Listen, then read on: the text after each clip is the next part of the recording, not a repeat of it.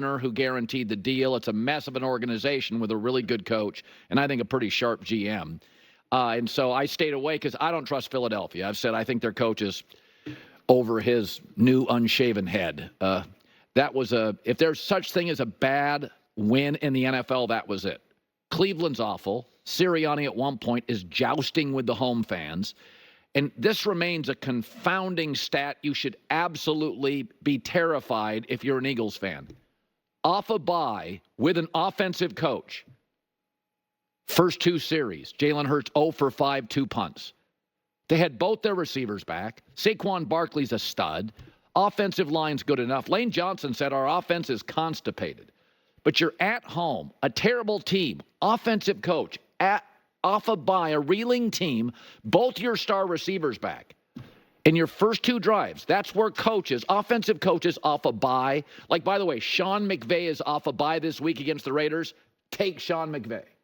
Like, take offensive coaches off bye, especially when they're off a bye at home against a reeling team with a bad mojo in Cleveland. And they couldn't muster with both A.J. Brown and Devontae Smith back. First two drives 0 for 5, Jalen Hurts. Those are scripted plays. He's over his skis. I don't know what to tell you. They're great at running back. They're excellent at wide receiver. They're always good at tight end. The O-line's top 10. Offensive coach. So they don't have a Carolina issue where the roster is bad, or a Cowboy issue upstairs is bad. I mean, they're 3-2 completely on how talented their roster is. And they've done it with some injuries. There's a Super Bowl roster, and Nick Sirianni after jousting with home fans when everybody knows there's been this question about his maturity. And he brought his 3 kids to the press conference after to be a bit of a buffer against the usually relentless Philadelphia press. We thrive off the crowd when they cheer for us. That's all I'll say. Like, when our crowd cheers for us, we thrive off them, and, we hear them when they boo. We don't necessarily like it. I don't think that's productive for anybody. But, when they cheer for us and when they, we love it. Well, I don't want to make this personal, but Sirianni reminds me, I think he thinks he's a certain level of IQ, but he reminds me of a crypto bro, but the crash is coming. Like, no, you can't do that. Like coaches, can you just say this out loud? Can you imagine Andy Reid jousting regularly with fans? Oy, oy, oy. J-Mac with the news. No. Heard on the news. This is the Herd Line News. We were super stoked for Ravens Commanders on Sunday. They called it the Beltway Bowl, and it was pretty good. Lamar had another fantastic game, 20-26 for 323 yards. Derrick Henry, though, was a beast on the ground, 132 yards rushing on 23 carries. After the game, Derrick Henry said defenses have to pick their poison. I feel like everything was working. It's kind of like pick your poison. Everybody did a great job being locked in and executing. Just hats off to everybody on offense. So, putting plays together and be able to finish drives to put ourselves in a position to win. Lamar right now would be the MVP of the league. Oh, come on, he would be. He's been absolutely electric. And again, when you got the quarterback right, they have 3 new offensive linemen. No factor whatsoever. Great quarterbacks are erasers. Here's the other thing about Jaden Daniels. I watched that game, and my take is Washington is going to beat Baltimore in about 2 years. I think they are. I think they're not there yet. They're like Washington is like the youthful version of Baltimore. They just need seasoning. But they're not a fluke. That's a real team. I've watched Baltimore blow out Buffalo's and Dallas's. Washington's a playoff team. Yeah. That is a good football team. I don't disagree. I mean, they were missing Brian Robinson, the running back, who's very good. Excellent. And without him, they had no run game. That's right. A lot of pressure on Daniels. And Baltimore's arguably right now, Kansas City, we called number 1, but on any given Sunday, J-Mac, you would agree with this. On any given Sunday, Baltimore can be the best team in the league. We've seen them house people this year. Okay, I'll give you that. And Washington was there for the taking. They're on a roll. They're very young. They're missing. And they hung with them. It's a good game. Yeah, listen, Ravens nearly 500 yards of offense. They've rushed for 150 or more in every game. And they had, I mean, the numbers for their rushing are dominant throughout the league. I think we have a full screen of it. Basically, Baltimore, when they want to run with Henry and Lamar, it's deadly. Look at that. Rushing yards per game, over 200. Yeah, it is the way. They are built the way you can beat Josh Allen or Mahomes. Okay. Which Now is keep them off the field. Let me just briefly push back against Ravens' best team in the league. Here are their 4 wins. They beat Dallas. I don't know that Dallas is a dumpster fire, but we would agree Dallas is not a good team. They're not a top 8 team in the NFC. Okay.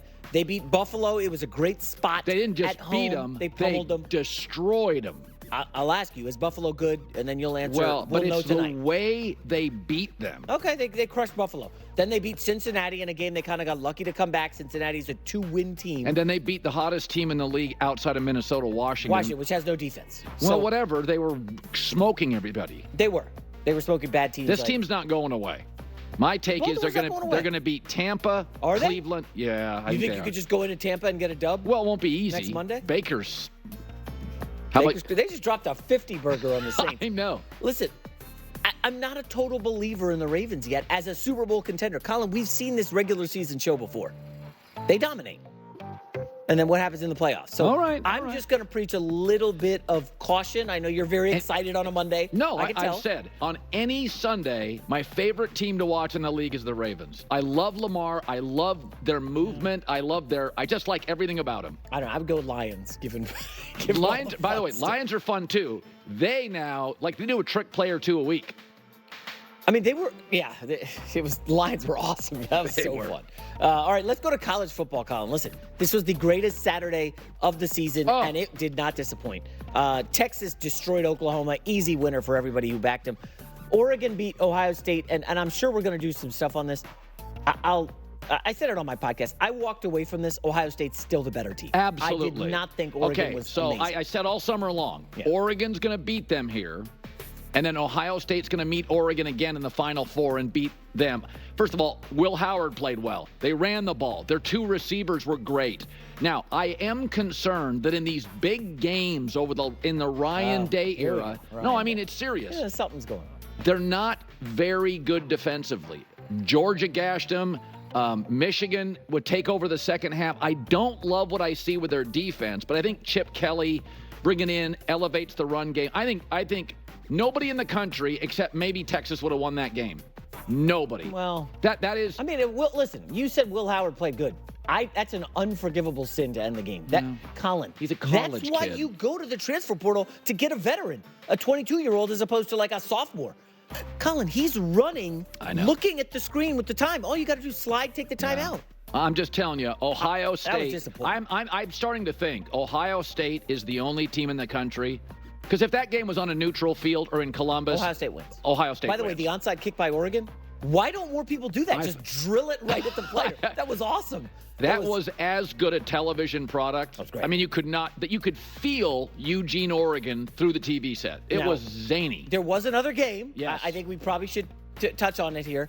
USC was dominating Penn State at halftime. I was right there with you. The second half, it did not go great for Lincoln Riley, and then they're 5-8 in their last 13. They have 1 usable running back, 2 playable tackles, and I got to tell you something. Yes, their defense is better. Who cares? It was the worst in the country last year. It's better. I think.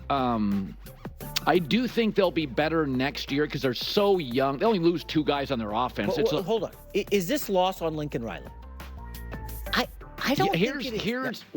Okay. First of all, congrats to Penn State to ask a bunch of kids to travel 3,500 miles, go to overtime, and execute. I thought their execution the second half for Penn State was really good. James Franklin should be proud. That's a good win for them. But Lincoln's now had 3 recruiting classes. They have 1 really good running back. They have 2 playable offensive tackles. Ohio State's got 6. And I'm not saying they're Ohio State or Texas, but I know what Sark's done in 3 or 4 years. I know what Lincoln's done. USC didn't have enough good players. And it's a big brand. Southern California, too many kids in the state are leaving. Well, hold on. How do you go up 20 to, was it 20 to 3 or 20 to 6? How do you go if you don't have good players? No. You script your way to a lead. The second half is on players. You can make adjustments, but at some point, depth, toughness, resiliency. the ability to play off script. We know Coaching. Franklin adjusted. I don't know that USC did. It's a tough one. I'll just put this out there. Penn State will be hosting Ohio State November 2nd in Happy Valley. I was not impressed with Penn State. Ohio State's going to beat them Ohio soundly. State should win. It's probably